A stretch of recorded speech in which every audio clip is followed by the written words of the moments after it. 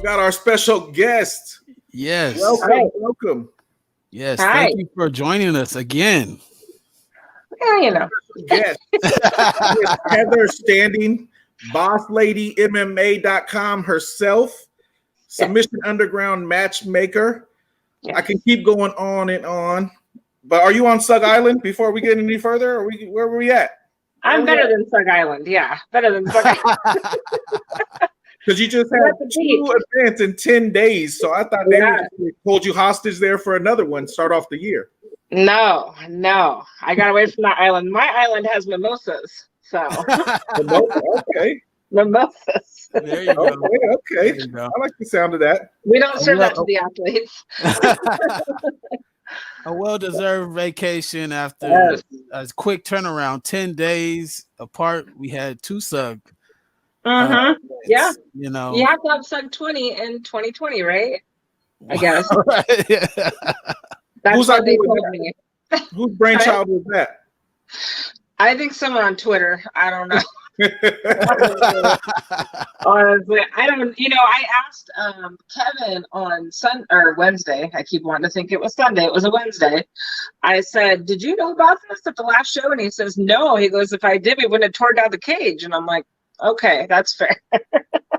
So, yeah, they tore down the cage and everything. We thought we were on Christmas break. So. Oh man. Gotcha. Well, since we're talking about it, what's the plans for SUG Island 2021? Late March. So we have I got the schedule 2 days ago. We have shows from March till December. We got 9 shows booked for 2021. Wow. But yeah, I mean, so we're gonna keep rolling it.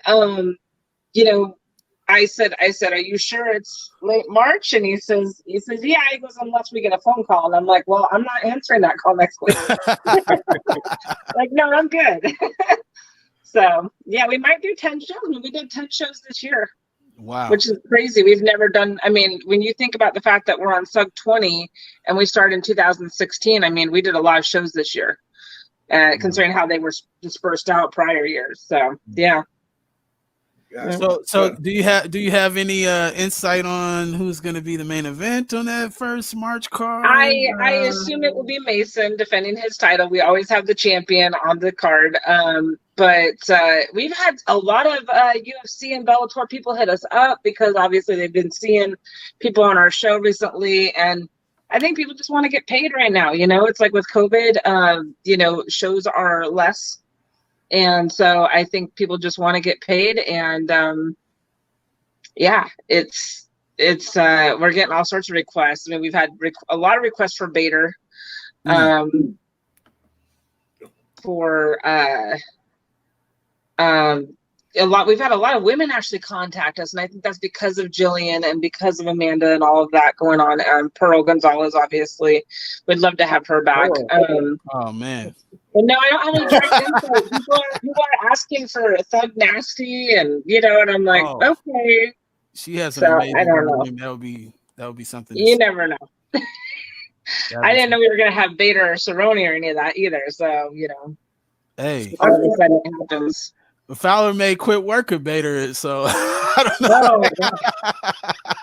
He did. Well, what's funny is the day after the show, so on Thursday, Chael sends me Nate Diaz's phone number. That's what he does. He just drops me his number, and I'm like, I'm like, what's this for? And he's like, oh, he wants to get one of his guys on the show. Message him, and I'm like, okay, it's so nerve-wracking. I'm like, hey Nate, and he ended up, he ended up patching me through to someone else, and this guy is like, what up, Heather? And I'm like, okay, you're working with the NDA crew at that point, so. Yeah, it's cool. It's a good life. That is cool.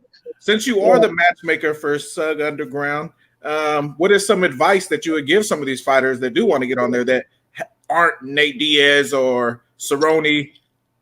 Honestly, I hate to say it out loud, but bug me, honestly, they want us to bring, a lot of people complain about it. Well, not a lot of people, but some people do. And I want to explain that people, I get asked to bring back people that have already been on our show. We want to have that roster, that presence of people that we can build up in our, in our promotion.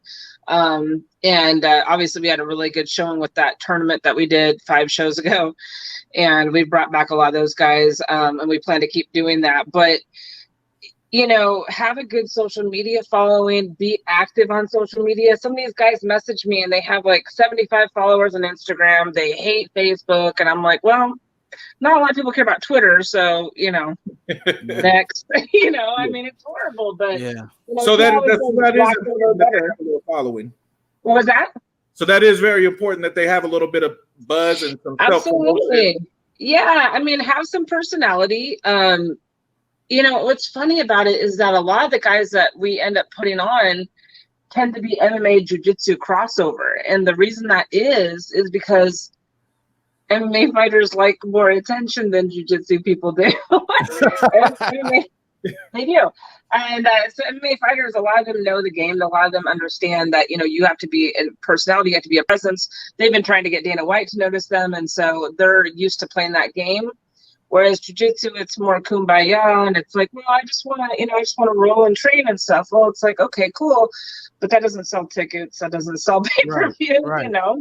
So it's kind of a crappy thing to say, but yeah, I mean, have a following and have a personality, So. Hey, and as a fight fan myself, that's what I want to see. I want to see the excitement. I want to see, a little bit. You want to know who that person is? If they happen to be there.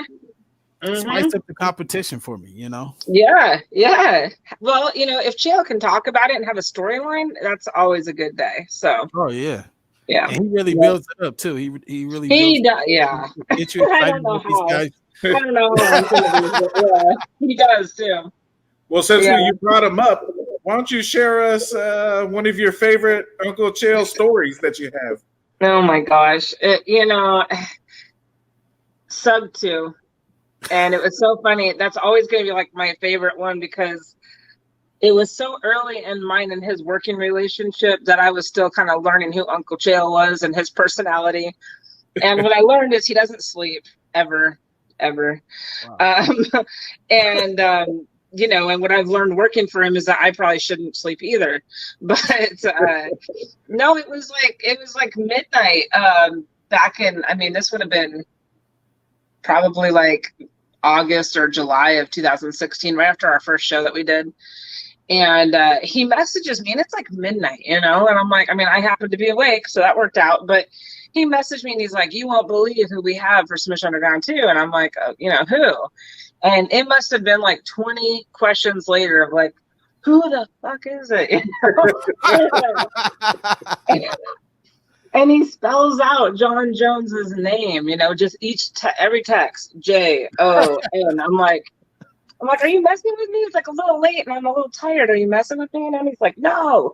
And he's like, you won't believe who the opponent is. And I was just like, and so that always makes me laugh because that's just very Chael, It's like Well, don't leave out the opponent.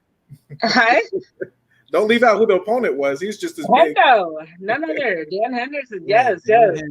But, and then of course we had Miesha Tate and Jeff Monson. It was an epic card, obviously. But, he's this bad guy on TV, but he's like a little kid in a candy store. He just wants to he gets proud of himself. I do it too now. Now I'm just like, you won't believe who I just got.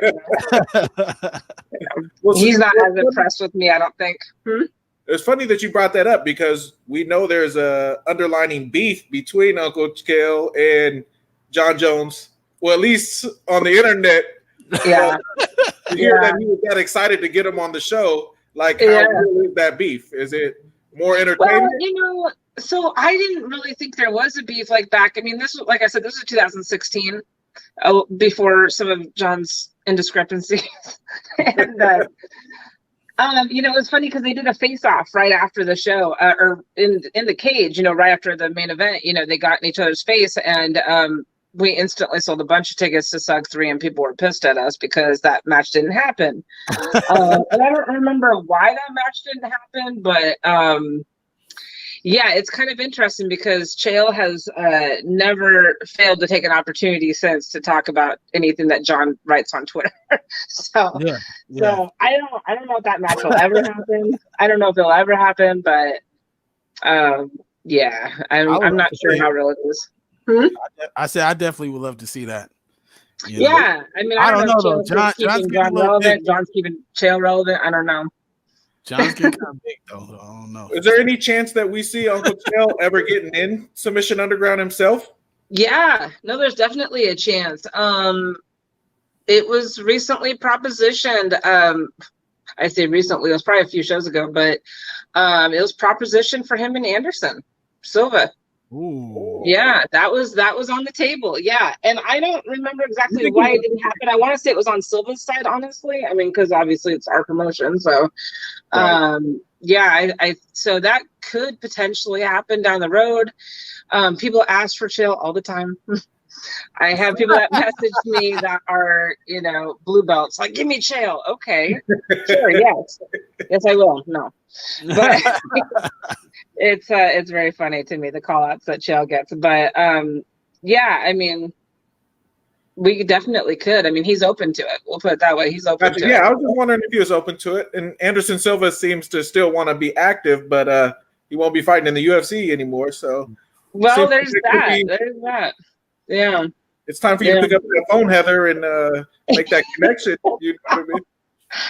I don't know if I want to make that connection.